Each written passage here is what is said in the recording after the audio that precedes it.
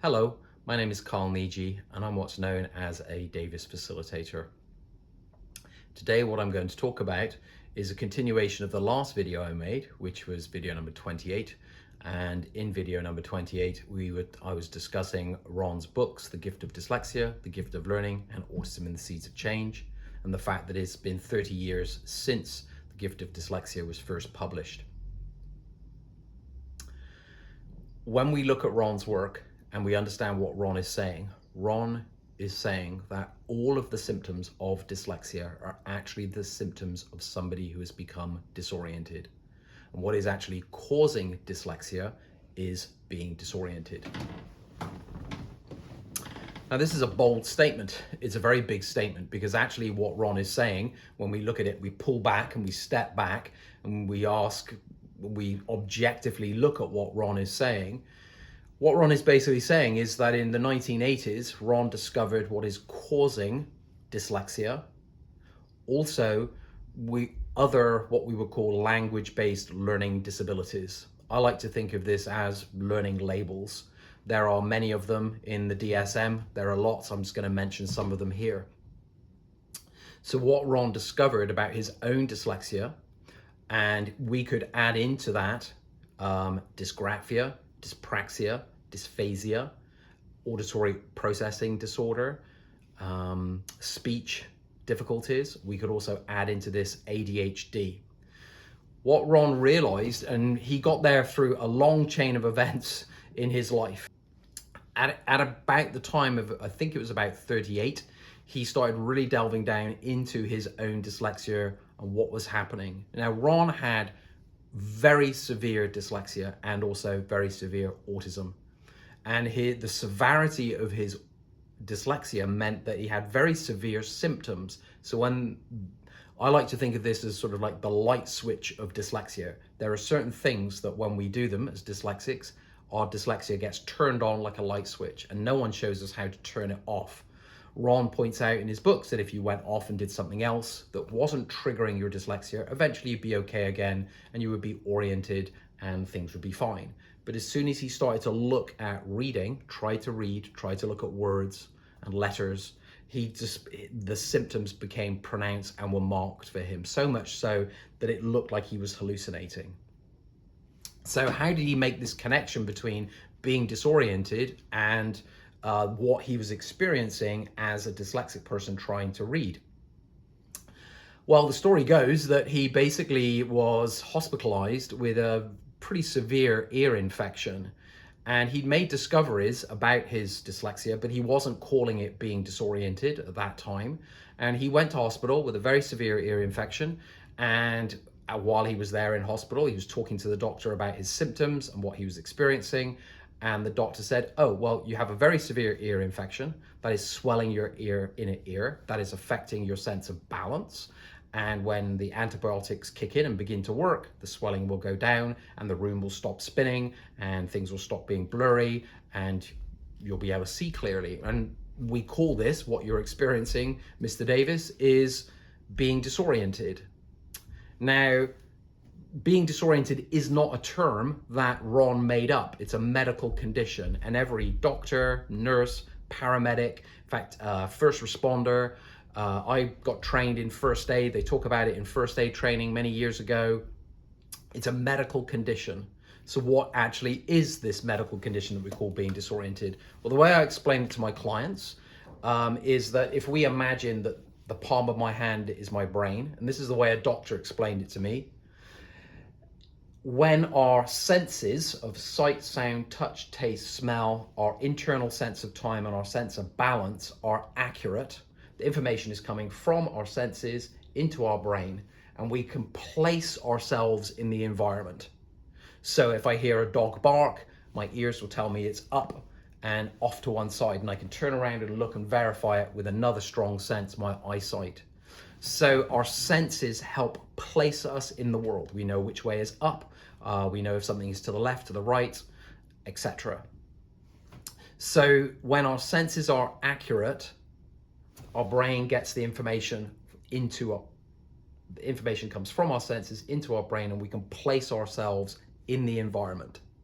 When we are disoriented, in effect, our senses are sort of bent out of shape or distorted. So our brain does not get what our eyes see. We think we get what our brain thinks we are seeing. Our brain doesn't get what our ears hear. We get what we think our ears are hearing. Our balance and movement sense is altered, and our internal sense of time either speeds up or slows down. When I'm oriented, my brain is getting the information accurately. Now, the way I explain this to little ones who come to see me is if I was wanting to drive my car, I would have to go outside into the parking lot, I'd have to get into my car, and I'd have to sit behind the driving seat, and I'd have to put my hands on the steering wheel and my feet on the pedals, and then I would be oriented. I would be in the proper place, the proper position, and the proper condition for driving a vehicle. If I got into the back seat of my car and did a handstand and tried driving with my feet, then I would not be in the proper place, and I would not be in the proper position or the proper condition. I would be disoriented. When we understand that, Ron asked himself, well, if I'm disoriented when I'm reading, I look at something, what causes that disorientation in the first place? And what would being oriented look like? How could I put my brain or my mind in an oriented state that would allow me to focus, pay attention, or concentrate? And what he did by experimentation, by looking at his own dyslexia and figuring out, basically using metacognition, because his symptoms were so severe that when he looked at letters and words, they would literally begin to sort of move around on the page, almost like he was hallucinating. And sometimes they weren't. So sometimes they would move, sometimes they would not. And he had the insight and the realization that if sometimes they were moving and he would misread things, and sometimes it was not, then there must be something internally that he was doing. And he went looking in the only place that he could go looking, which was inside his own thinking.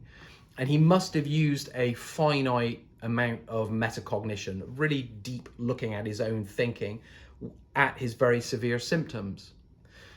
So what he made the discovery was that when his eyesight was affected, when he was disoriented and his brain was not getting what his eyes were seeing as his eyes were seeing it, the letters would move on the page. He would misread letters. So he'd swap classically B's and D's, P's and Q's.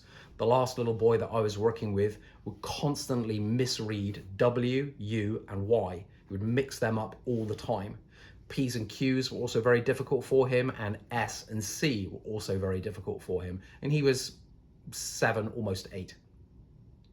So when a person is disoriented, visually, their brain does not get what their eyes are seeing as their eyes are seeing it. They get what they think their eyes are seeing.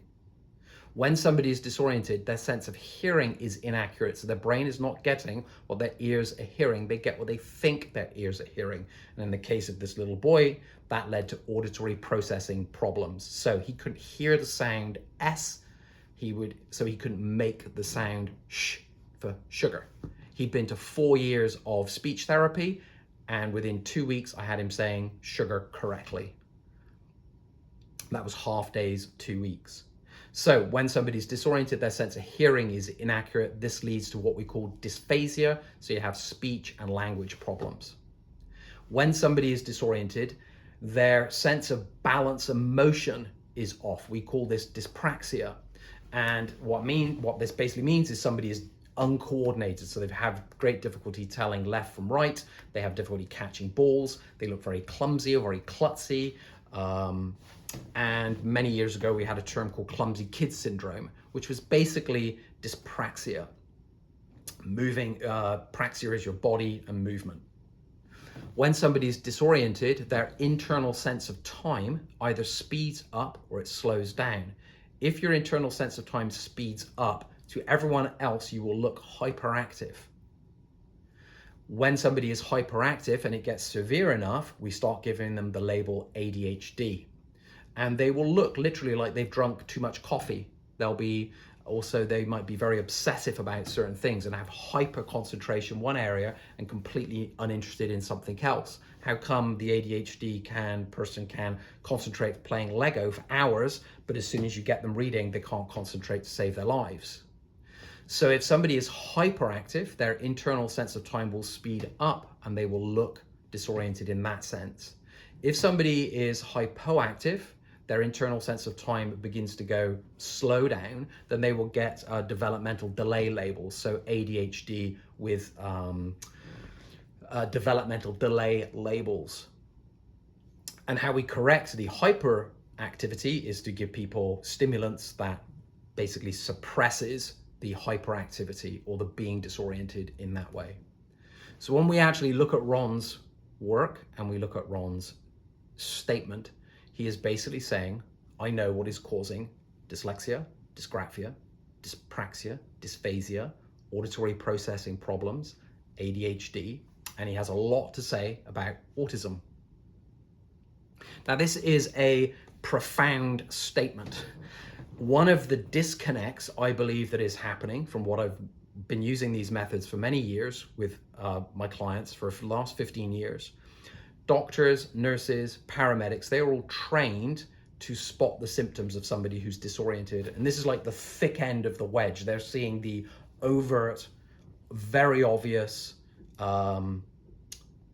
symptoms of being disoriented. But Ron is talking about the thin end of the wedge, the very, very thin end of the wedge, where it's internal and you don't see it externally as much.